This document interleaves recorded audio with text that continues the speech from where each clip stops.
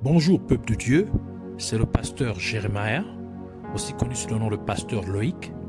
Nous voulons écouter la parole de Dieu pour la semaine, mais avant tout, nous voulons commencer par une parole de prière. Alors en signe de révérence à notre Père Céleste, à notre Dieu, baissons nos têtes et prions ensemble. Père éternel, Dieu de gloire, Dieu tout-puissant, Dieu de merveille, Dieu de prodige, toi qui règnes pour toujours et à jamais, toi le seul et véritable Dieu, Jéhovah, sois élevé, sois honoré, sois glorifié, sois béni au nom de Jésus-Christ. Merci pour cette énième occasion que tu nous donnes de pouvoir nous retrouver dans ta présence. Merci pour tout ce que tu as prévu pour nous durant ces moments. Nous voulons nous recommander, nous abandonner entièrement en tes mains.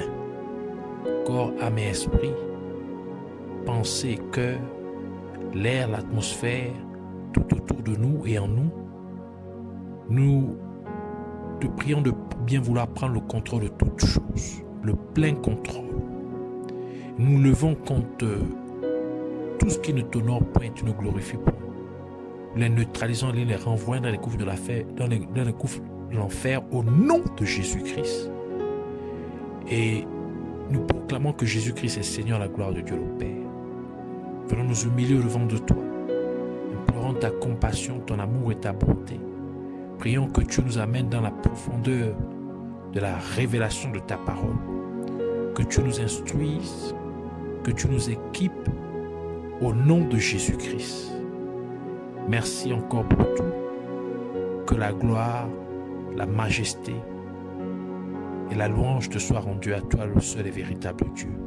Au nom de Jésus-Christ, nous avons ainsi prié. Amen.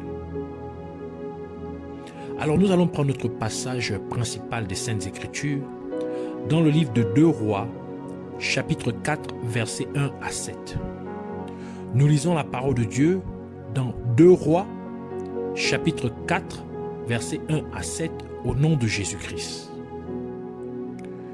Une femme d'entre les femmes des fils des prophètes cria à Élisée en disant : ton serviteur, mon mari, est mort, et tu sais que ton serviteur craignait l'Éternel. Or le créancier est venu pour prendre mes 2 enfants et en faire de ses esclaves. Élisée lui dit : que puis-je faire pour toi? Dis-moi, qu'as-tu à la maison? Elle répondit : ta servante n'a rien du tout à la maison qu'un vase d'huile. Et il dit : va demander au dehors des vases chez tous tes voisins, des vases vides, et n'en demande pas un petit nombre. Quand tu seras rentré, tu fermeras la porte sur toi et sur tes enfants. Tu verseras dans tous ces vases et tu mettras de côté ceux qui seront pleins. Alors elle le quitta, elle ferma la porte sur elle et sur ses enfants. Il lui présentait les vases et elle versait.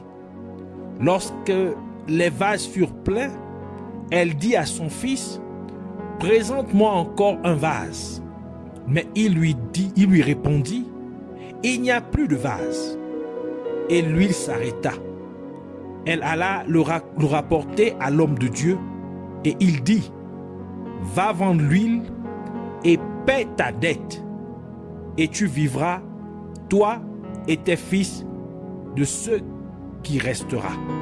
Que le Seigneur bénisse sa parole, qu'elle vienne pleine de gloire, de vie, de grâce et de révélation, de profondeur, au nom de Jésus-Christ. Amen. Alors pour cette semaine, le Seigneur voudrait nous entretenir sur le thème « Qu'as-tu à la maison ?» Le titre de notre enseignement de cette semaine est: qu'as-tu à la maison? Au temps du prophète Élisée, il y avait une femme dont le mari était prophète. Malheureusement, quand son mari décéda et la femme resta avec toutes les dettes de son défunt mari, et le créancier de son mari vint recouvrer ce qui lui était dû. Et comme la veuve n'avait rien pour rembourser ce que devait son défunt mari, le créancier décida donc qu'il prendrait ses 2 fils comme esclaves. Et en dernier ressort, la veuve alla voir le prophète Élisée, lui expliquant ce qui s'est passé dans sa vie. Élisée ne commença pas par prier pour elle. Il ne lui a pas non plus prophétisé, mais Élisée lui demanda en disant: qu'as-tu dans la maison? En posant une telle question, le prophète Élisée voulait faire comprendre à la femme que pour que Dieu s'occupe de ta situation, il y a un principe qui doit être suivi. Car Dieu opère à travers des principes. Parce que Dieu a établi des principes pour toutes choses. Donc, tout ce que Dieu a créé obéit aux principes que Dieu a établis pour cette chose particulière. Car la parole de Dieu dit, dans Éphésiens chapitre 2, verset 10, « Car nous sommes son ouvrage, ayant été créés en Jésus-Christ pour de bonnes œuvres que Dieu a préparées d'avance, afin que nous les pratiquions. » Donc, il y a des œuvres, c'est-à-dire des principes que Dieu a établis d'avance, afin que nous respections ces principes, afin que toute chose obéisse, toute chose obéit à ces principes. Nous devons donc comprendre quel est le principe que Dieu a enfoui dans notre passage principal des Saintes Écritures. Et la parole de Dieu nous révèle que la femme est une représentation de l'Église, car l'épouse est assimilée à l'Église de Dieu, parce que l'Église de Dieu est censée être l'épouse de Jésus-Christ, comme nous le dit Éphésiens chapitre 5 verset 23 qui dit: « Car le mari est le chef de la femme, comme Christ est le chef de l'Église, qui est son corps, et dont il est le sauveur. » Donc ici, la femme est assimilée à l'Église. Et le livre de Psaumes nous dit que c'est dans l'Église, c'est-à-dire dans le rassemblement du peuple de Dieu, que l'onction de Dieu est libérée. Psaume 133, verset 1 à 3 qui dit: « Voici, oh, qu'il est agréable, qu'il est doux pour des frères de demeurer ensemble. C'est comme l'huile précieuse qui, répandue sur la tête, descend sur la barbe d'Aaron, qui descend sur le bord de ses vêtements. C'est comme la rosée de l'Hermon qui descend sur les montagnes de Sion, car c'est là que l'Éternel envoie la bénédiction, la vie pour l'éternité. » Cela implique donc que chaque fois que vous assistez au service dans une véritable église locale, vous auriez accès à l'onction de Dieu. Chaque fois que vous communierez avec d'autres vrais chrétiens, l'onction de Dieu vous atteindra. Vous recevrez l'onction de Dieu sur votre vie. Chaque fois que vous priez, adorez et louez Dieu avec vos frères et sœurs dans la foi, l'onction de Dieu sera renouvelée dans votre vie. Et nous pouvons remarquer à partir du psaume 133 que l'onction commence à tomber sur la tête. Et ici, la tête représente le leader principal. Donc l'onction de Dieu commencera à tomber sur le leader de la congrégation et continuerait à tomber sur le reste ou à couler, à descendre sur le reste de la congrégation. C'est pourquoi il est important de s'assurer que vous communiez dans une église locale où le leader principal est un véritable homme de Dieu. Car si le leader principal n'est pas un vrai homme de Dieu, l'onction qui serait libérée ne viendrait pas de Dieu, mais elle viendrait du royaume des ténèbres. Donc ce serait une onction démoniaque qui viendrait pour envoûter l'assemblée. Et vous pouvez discerner si une personne est un vrai homme de Dieu ou pas, en portant une attention particulière au mode de vie de la personne, à ses actes et à ses paroles. Car Jésus-Christ a dit dans Matthieu chapitre 7 verset 20, c'est donc à leurs fruits que vous les reconnaîtrez. Donc au travers de ce qu'ils font, au travers de comment ils se comportent, comment ils agissent, comment ils parlent. C'est ainsi qu'on reconnaîtra si un serviteur est vraiment un homme de Dieu ou pas. Dieu demanda à Moïse de faire une huile d'onction afin que Moïse l'utilise pour consacrer le tabernacle de Dieu avec tout ce qu'il contient, afin que toute chose à l'intérieur du tabernacle de Dieu puisse être saint aux yeux de Dieu. Et Moïse devait consacrer aussi Aaron et ses fils avec l'huile d'onction afin qu'ils puissent servir comme sacrificateurs de Dieu pour le peuple d'Israël. Exode chapitre 30 verset 25 à 30 qui dit: tu feras avec cela une huile pour l'onction sainte, composition de parfum selon l'art du parfumeur. Ce sera l'huile pour l'onction sainte. Tu en oindras la tente d'assignation et l'arche du témoignage, la table et tous ses ustensiles, le chandelier et ses ustensiles, l'autel des parfums, l'autel des holocaustes et tous ses ustensiles, la cuve et sa base. Tu sanctifieras ces choses et elles seront très saintes. Tout ce qui les touchera sera sanctifié. Tu oindras Aaron et ses fils et tu les sanctifieras pour qu'ils soient à mon service dans le sacerdoce.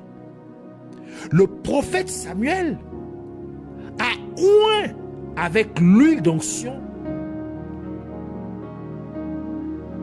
pour il a oint Saül avec l'huile d'onction pour que Saül devienne le premier roi de la nation d'Israël.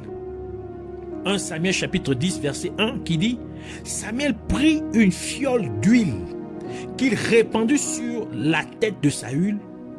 Il le baisa et dit: l'Éternel ne t'a-t-il pas oint pour que tu sois le chef de son héritage? Samuel a également oint David avec l'huile d'onction pour que David soit roi d'Israël après Saül. 1 Samuel chapitre 16 verset 13 qui dit: Samuel prit la corne d'huile éloigné au milieu de ses frères, l'Esprit de l'Éternel saisit David à partir de ce jour et dans la suite. Samuel se leva et s'en alla à Rama. Et Jésus-Christ a dit que parce que le temple sanctifie, parce que le temple sanctifie l'or, ainsi le temple est plus grand que l'or. Matthieu chapitre 23 verset 16 à 17 qui dit: malheur à vous, conducteurs aveugles, qui dites, si quelqu'un jure par le temple, ce n'est rien, mais si quelqu'un jure par l'or du temple, il est engagé. Insensé et aveugle, lequel est le plus grand, l'or ou le temple qui sanctifie l'or? C'est la chose qui sanctifie qui est plus grande que la chose qui est sanctifiée. Donc l'onction représentée par l'huile est plus grande que le roi, puisque c'est l'onction qui établit le roi pour qu'il devienne roi sur toute la nation, qui établit le prêtre pour qu'il serve et qu'il devienne sacrificateur pour Dieu au service du peuple.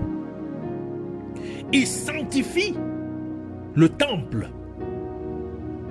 Donc, parce que c'est l'huile d'onction qui les sanctifie afin qu'ils puissent être consacrés à Dieu, c'est l'huile d'onction qui les rend opérationnels pour l'œuvre du ministère. Par conséquent, l'onction sanctifie, l'onction consacre, l'onction élève, de même que Saül, David et Salomon furent élevés au rang de roi au travers de l'huile d'onction. L'onction établie, de même qu'Aaron et ses fils furent tous établis comme sacrificateurs de Dieu au travers de l'huile d'onction.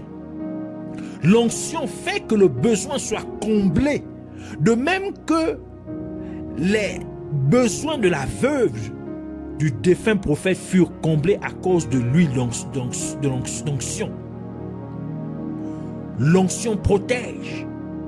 C'est pourquoi Dieu a dit dans Psaume 105, verset 15, « Ne touchez pas à mes oins et ne faites pas de mal à mes prophètes. » L'onction délivre, car Dieu dit dans Ésaïe chapitre 10, verset 27, la dernière partie du verset, « Et le joug sera détruit à cause de l'onction », version Darby. L'onction guérit, comme il est écrit dans le livre de Jacques chapitre 5, verset 14 à 15, qui dit, « Quelqu'un parmi vous est-il malade, qu'il appelle les anciens de l'église, et que les anciens prient pour lui, en l'éloignant d'huile au nom du Seigneur.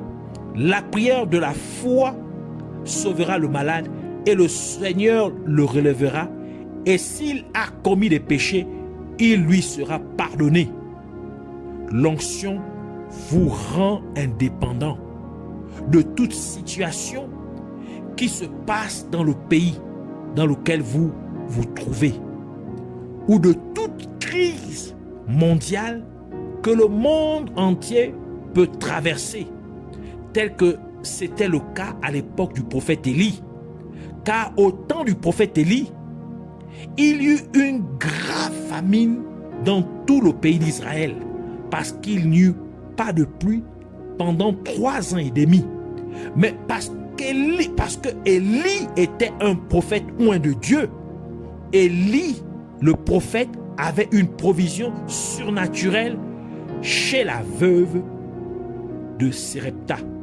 1 Roi chapitre 17 verset 10 à 16 qui dit, « Il se leva et il alla à Sérepta. Comme il arrivait à l'entrée de la ville, voici il y avait là une femme veuve qui ramassait du bois.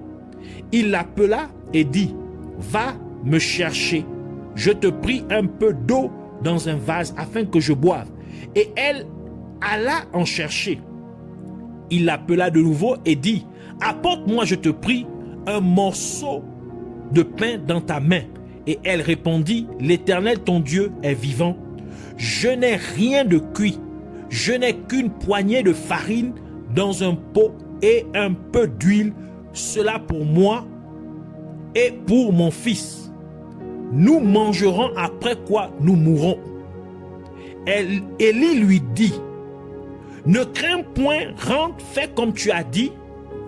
Seulement, prépare-moi d'abord avec cela un petit gâteau et tu me l'apporteras.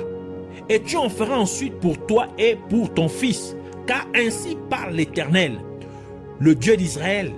La farine qui est dans le pot ne manquera point et l'huile qui est dans la cruche ne diminuera point jusqu'au jour où l'Éternel fera tomber de la pluie sur la face du sol.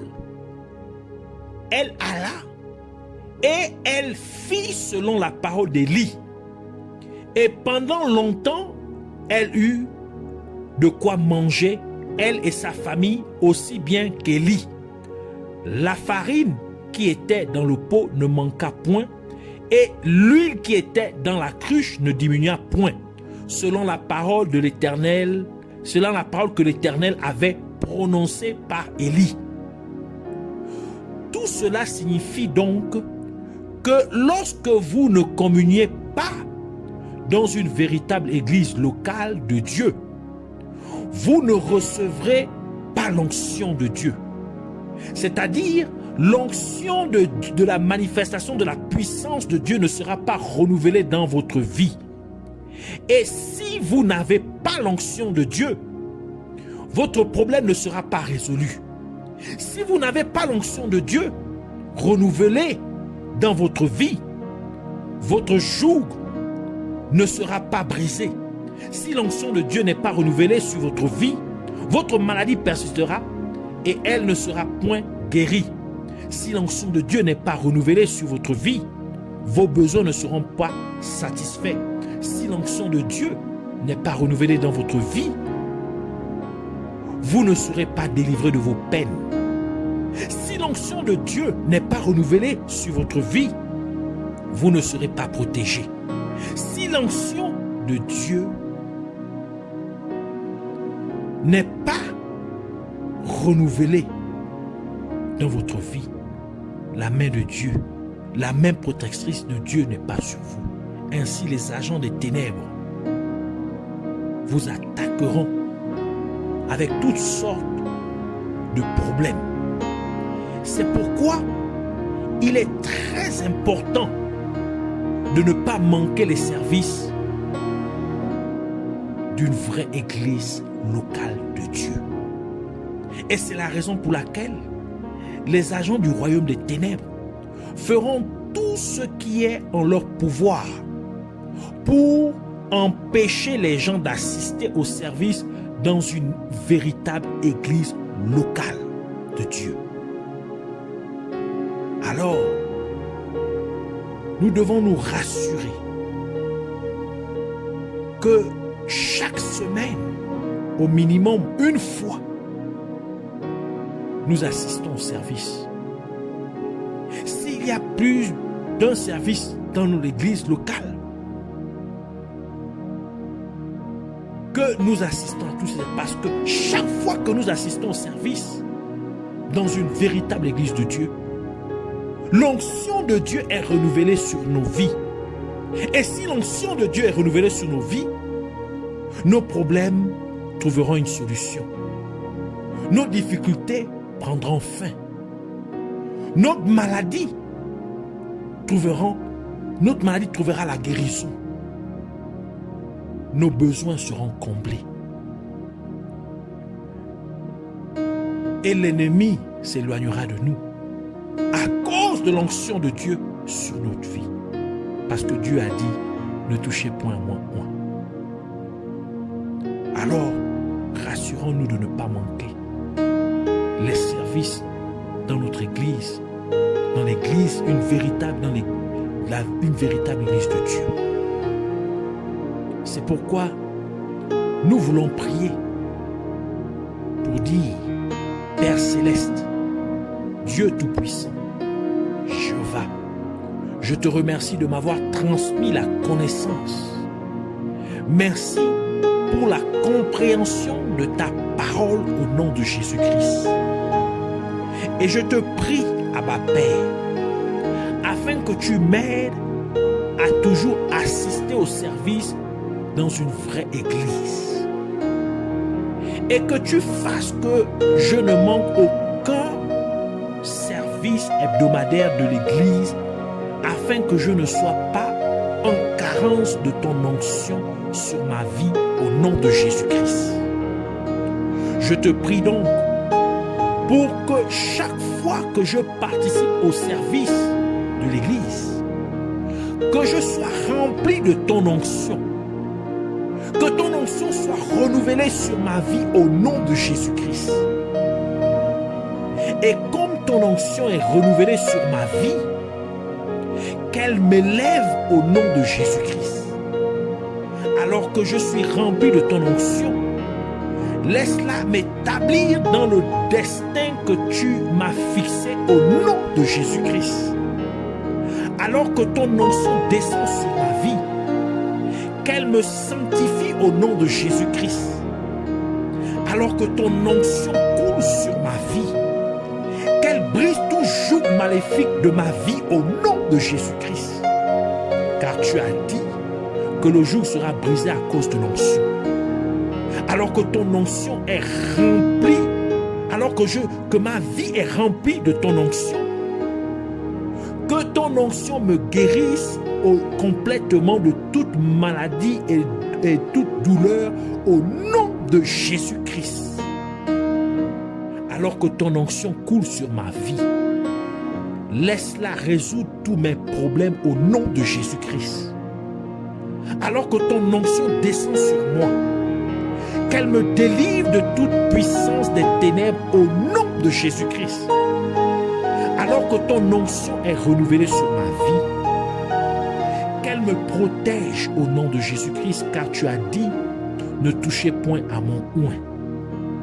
Et alors que ton onction descend sur ma vie, qu'elle me rende indépendant de tout état néfaste ou toute crise que le pays dans lequel je me trouve peut traverser ou de tout trouble que le monde peut endurer, car je dépends entièrement de toi et de ta parole. Et ta parole dit que tu pourvoiras à tous mes besoins selon ta richesse et gloire en Jésus-Christ. Je te remercie, Père glorieux, le roi des rois et le Seigneur des seigneurs. Merci car c'est fait au nom de Jésus-Christ. Puisses-tu être à jamais glorifié, toi, le seul et véritable Dieu. Reçois tout l'honneur et toute l'adoration au nom de Jésus-Christ. Amen.